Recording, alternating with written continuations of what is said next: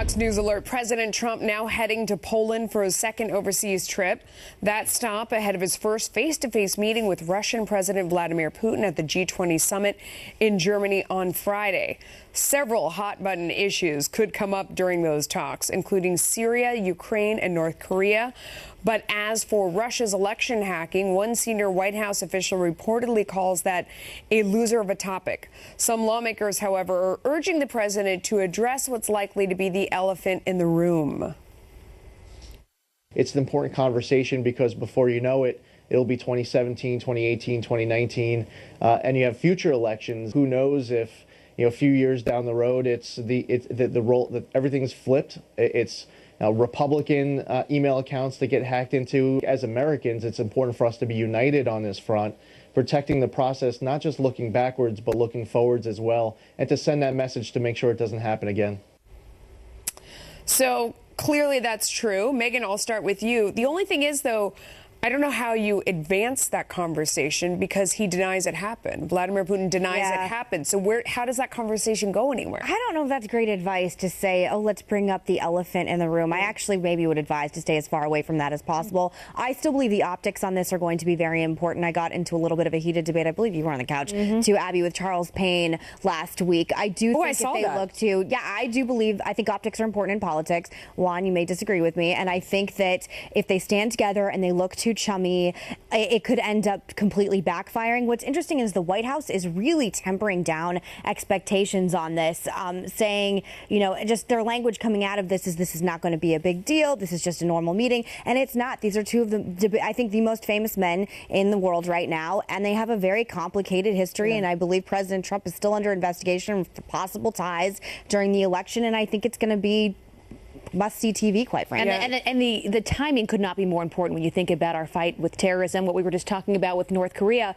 And Megan, I think you're spot on. I think the optics are more important now than ever because you look at how the media handles anything that President Trump does. I mean, think about his first foreign trip. I mean, I read more headlines about the fact that he wasn't holding his wife's hand than I did about the actual substance of that trip. One thing about Trump, President Trump, is he's the most unpredictable president that we've ever had. So even if they say, what they have planned to talk about in that meeting, who knows? Because he gets in there and he talks about whatever he wants to talk about. But Juan, to Megan's point too, the concern is what will the media focus on? Because that's ultimately what the American people will get out of this. Are they going to get substance or are they going to get the optics, the fact that they shook hands, that maybe they smiled together, that they're best friends, which may not be the truth at the end of the day? Well, obviously, the president has expressed his admiration for Vladimir Putin. And so I think in this moment, when you have the U.S. Congress reinforcing the ideas that sanctions are not going to be removed, we're going to put a limit on what President Trump can do in terms of making friends or friendship or peace with the Russians.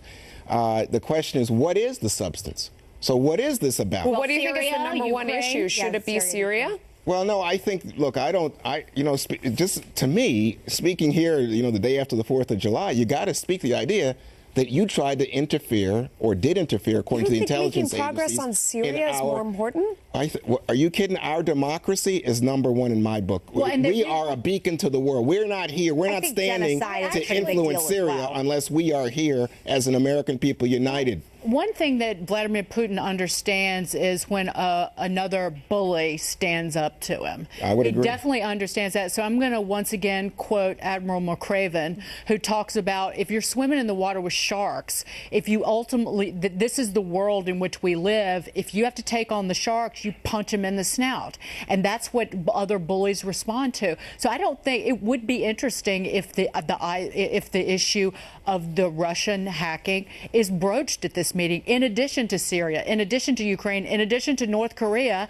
and the fact that Russia and China have not, have not gotten on board with greater, deeper sanctions on North Korea. There are a whole host of issues. And by the way, one thing I am certain about is there is going to be a surge in demand for body language interpreters. Oh, yeah. This cannot be a bromance. This has got to be, I'm in your face. Remember that picture of Obama getting in his face? Apparently didn't make any difference. Well, hopefully Trump will get in his face and send the signal that I'm not playing games. I'm not somehow enamored of this autocrat. But they also need to have a serious conversation about all the issues we've talked about on this couch. They need to get somewhere, hopefully, from meeting face to face. So there is that balance. But Putin is brilliant. I mean, I just read a story today talking about how he knew a woman that was interviewing him was scared of dogs, so he brought his big dog with them. This is someone who will 100% become prepared. He knows about optics, and again, I just really implore the White House. And we should really know. Stopping in Poland is part of the optics, saying that I'm stopping in Poland, so I am not sidling up to you, Putin and Russia. Yeah, I stand with Eastern Europe. It's also important to know that we shouldn't know everything that goes on. I mean, this is diplomacy behind the scenes. These two leaders are getting to know each other. We're not going to know what happened. We're not going to know what was discussed, and